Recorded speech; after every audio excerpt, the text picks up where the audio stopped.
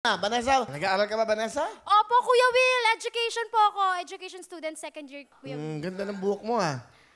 Parang iniligay lang, no? Ganda, hindi? Parang pang ganda. Opo, Kuya Will. Talaga bang ikaw nagpa-ayos niyan? Ano po, inspired po kay Donita Knows. Wow. Alam mo bang peke yung buhok nun? Opo, napanood ko po na nakaraan yung nag-actingan po kayo. Thank you. Nanonood ka. Ilang taon ka na ba? 19, Kuya Will! 19. Sige, sino kasama mo ngayon? Si Mama, Kuya Will, ang Pakilala mo. pinakamaganda kong mama. At ang pinaka-sexy, ang bilugan kong mama, si Mama Emma! Mama Emma, welcome. Hello, Kuya Will! Magandang hapon! Ano gusto niyo sabihin sa anak niyo?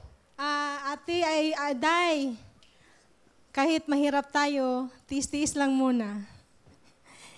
Kasi alam mo magkasakit yung papa mo, kailangan nating tulungan siya para magamot natin siya. Yun lang. Ma? Kasi mahal na mahal kita. Kayo ni Papa, alam mo naman yun kay Papa. Magpahinga ka muna dyan.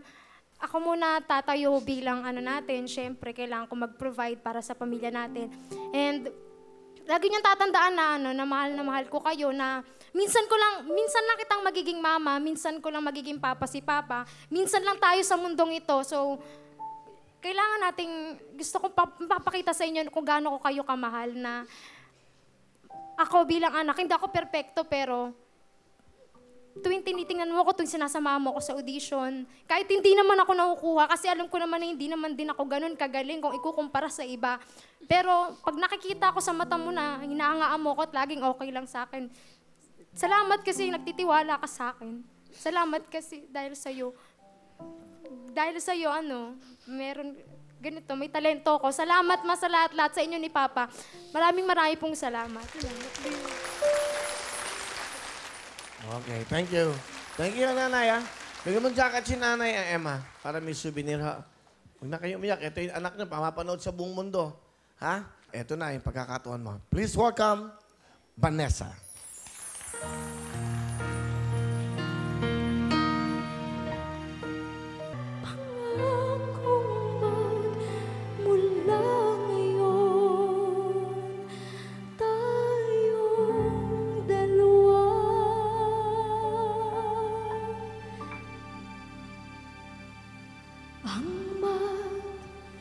Kasama,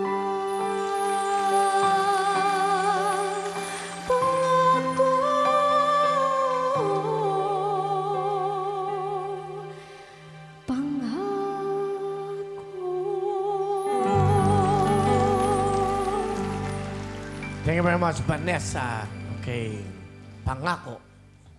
Galing nga. Galing mo kumanta. 10,000! Kuya